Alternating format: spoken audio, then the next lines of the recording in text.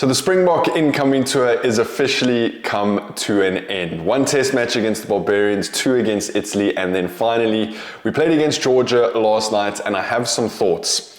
Let me know your guys' thoughts down in the comments. If you haven't, please hit that subscribe button. We're on the road to 100,000 subscribers. And if you don't mind, please give this video a like. Now, as you'll see, I'm not currently in our normal studio setup. I'm actually away at my parents in George for the week. So apologies if the sound is a little bit echoey. I think it will be, but we're just gonna have to deal with that for this week. So the Springboks ended up winning 55-10 against Georgia last night. We streamed it live on YouTube, so definitely check out the live streams when the Rugby Championship comes around. But I have thoughts because it was quite a frustrating watch last night against Georgia, especially in that first half. And I do think we have to give credit where credit's due. We have to give credit to Georgia for how they stayed in that game.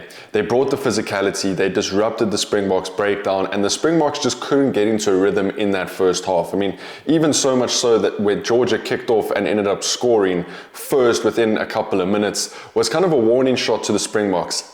Add into that, they scored off a maul, which is Springbok rugby through and through. Mauls, set pieces, that is where the Springboks earn their bread and butter and their big money. So, I mean, we have to give credit where credit's due to Georgia. They put the Springboks under a lot of pressure. And I think if you said to us if we were going to win 55-10 before the game, I think a lot of us would be happy with that, but slightly disappointed, and I guess that's the feeling coming out of this game. I thought the sweet spot was 60 to 70 points for the Springboks. I thought we shouldn't be conceding a try against Georgia. We conceded it within the first 3 or 4 minutes, so not a great start from the Springboks. And I think it was probably overall maybe a 6 out of 10 performance from the Springboks as a collective group. Now, that is saying something, because I think us as Springbok supporters, as South Africans, are very blessed with the time period that we are watching the Springboks. I don't think the Springboks will ever be as good as they are right now.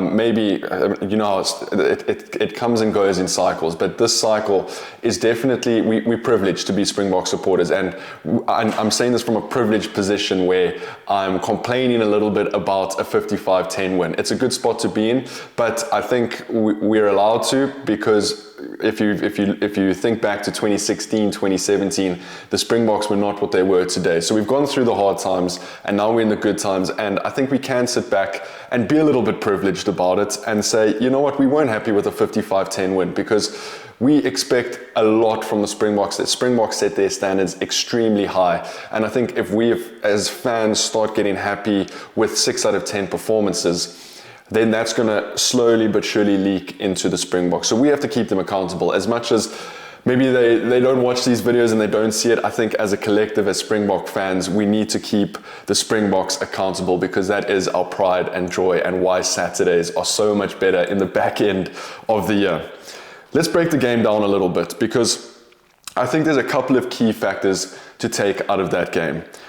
Our breakdown is one of them, and I think that's an issue we've had definitely against Italy in those 2 test matches, and now it's continued against Georgia. These teams are disrupting our breakdown, and disrupting our breakdown like we haven't seen in a while. I don't know if it's because we played against Italy and Georgia and we're trying to play this more expansive game, so there's not that many cleaners to help out at the breakdown, and that's probably is part of the problem at breakdown time, is that we're trying to play under Tony Brown's new attacking system. We're trying to get wider, which means that there are going to be less players to help clean, to help ruck, to help secure that ball, and we want to play it quick. So as soon as they start slowing the ball, it's a lot easier to slow the ball down because there's not as many Springboks around the ruck as there traditionally would be.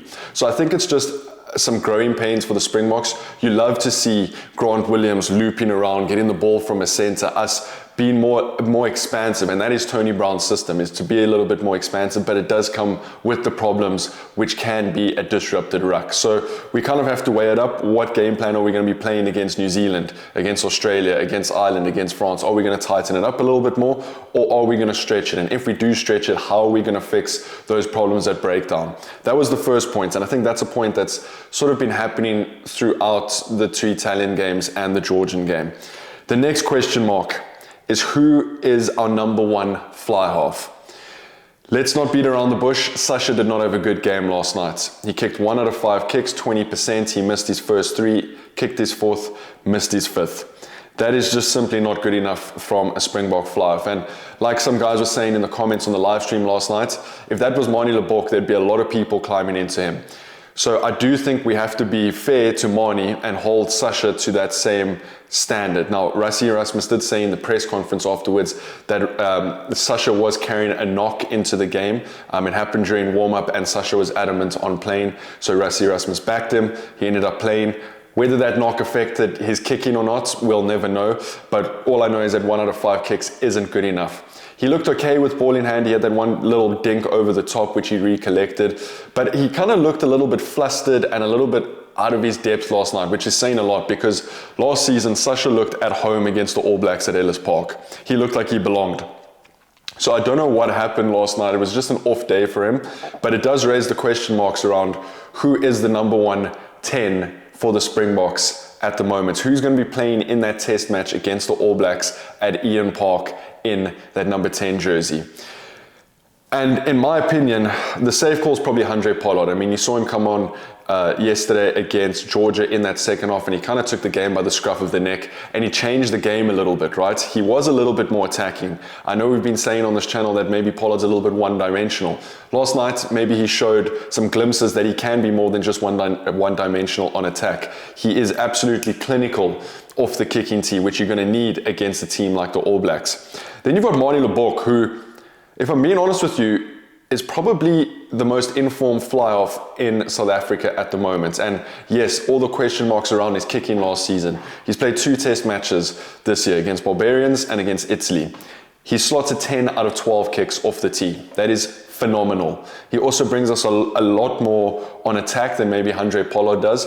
And I think if Manie's kicking well, then he probably is the number 1 choice for that fly-off position. Now, are you going to back Manie on the biggest stage at Eden Park to slot those kicks? That's another question. But if Rassie Erasmus and then back Manie Lebok to do that, then I think Manie's probably our best option in New Zealand. Pollard is always going to be there. Pollard will probably be on the bench if Manie starts. But it's a good question to have. Let me know what you guys think down in the comments. The third point, and I think I'm going to throw in Grant Williams here because I thought Grant Williams was phenomenal last night. I watched him specifically because I think a lot of people sort of gloss over what he does so well on a rugby field. First of all, his delivery from ruck was absolutely phenomenal. It was pinpoint accurate. It was so fast getting that ball out of the ruck and continuing to play. His box kicks, I don't think he had one inaccurate box kick. He might have had one, I think that's the one that he just kicked out at the start of play, and we came back for that line out, which Georgia ended up scoring the maul off of. But besides that box kick, all of his box kicks were pinpoint. Curtly Orense, Edwil van der Merwe were causing havoc in the air. Even Eben Etzebeth got to a couple of those up and unders. So Grant Williams, in my opinion, is our best scrum half at the moment. Then we look at that centre pairing of Moody and Damien Delende. And I think this could be the partnership to watch because on attack, Canan Moody is devastating. And the chemistry that Damien Delende and Canan Moody have is off the charts. And I would say on attack, maybe slightly better than Damien Delende and Jesse Kriel. Canan Moody has now won 14 out of 14 test matches in a Springbok top. There are a couple of question marks around his defense. He's very good with ball in hand, but he did miss 4 tackles last night. And 13 outside centre is one of the most important positions on defense because you need to be able to read the game. If someone breaks a tackle in that 13 channel, it's almost then a 2 or 3 on 1 with the fullback. The wings are going to struggle to get back. So that 13 position on defense is very important. And again, do you throw a young guy like Canan Moody into the fortress at Eden Park and ask him to defend against the All Blacks, or do you back the veteran of Jesse Kriel? It's interesting questions to have. It's good problems to have. Also, I mean, who are you going to play at 5? Apelele Fassi, Damian Willemse. And then that's not even building on the fact that we've played 4 test matches now. We've averaged 49 points a game. The average scoreline's been 49 points to 10. We've averaged more than 7 tries a game. And the most important part of that all is that Rassie Erasmus has played 47 players so far. I think last year we played 50 or 51 throughout the whole season. So I think Rassie Erasmus is going to smash that record of 50, 51 players used in a season. We're already up to 47. And I know Rassie has now said in a post-match press conference that maybe they're experimenting is going to be toned down a bit in preparation for the Rugby Championship. I mean, I know the Springboks are going to want to win that, and I don't think we have the luxury to experiment how we did now with these 4 incoming tests. Australia are going to have just come off the British and Irish Lions, so they're going to be battle tested. New Zealand, there's been so much talk in the media that New Zealand are going to end first. The Springboks obviously want to end first at the end of the year in the World Rugby rankings. Those 2 test matches are massive. Those have to be our A plus teams that go to New Zealand and try and pick up those wins. And then even Argentina. We let one slip against Argentina. One of the 2 games we lost last year was against Argentina. So I don't see Rassie Erasmus experimenting too much with that. I just want to touch on Bohan Venter, Marnus van der Merwe, and Neertink Fischer, who all made their debuts last night in the front row. Phenomenal game. I think Bohan Venter and Marnus van der Merwe probably stole the show. Marnus van der Merwe scored 2 tries, Bohan Venter scored a try. They were solid in the scrums. Marnus van der Merwe's throw-ins to the lineouts were impressive. And maybe Marnus van der Merwe has now fixed or helped Rassie Erasmus with that 3rd choice hooker position.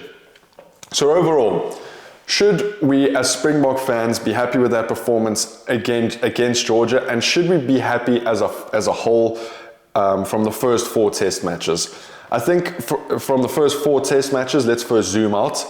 I think we can be very, very happy. 47 players used, averaging nearly 50 points a game. We've seen so many different combinations. We have so much data and momentum that we can now use to influence our decisions for the Rugby Championship. Who are we going to play against Australia? Who are we going to play New Zealand? Most importantly, who are we going to play and make sure that we win those games? We have all of that data. Rassie Erasmus, I think, still has a lot of question marks, but he's answered a lot of the questions that we had before the Barbarians game. For the Georgian game, I don't think we should be too happy. Yes, we found out a lot of things about individual players, about combinations, but the breakdown is really stressing me out, and we need to fix that. I think that's going to probably be the biggest takeaway from these 4 test matches, is that our breakdown work needs to be way better. We also had 9 knock-ons last night, so those errors need to dramatically fall. We gave away quite a few penalties, and if you do that against a team like New Zealand, they're going to put you to the sword, put you in your 22, and they're going to convert. So yes, we've had the luxury of not having New Zealand in these first 4 test matches. We've had the luxury of experimenting and trying things, but that is now going to come to an end in the Rugby Championship. It's been a great first 4 games. There's going to be a lot of content coming in the next couple of weeks in the build-up to the Rugby Championship. Let me know what you guys want to see. Let me know your thoughts down in the comments. If you haven't, please hit that subscribe button, leave this video a like, and I'll see you guys in the next one. Take it easy. Peace.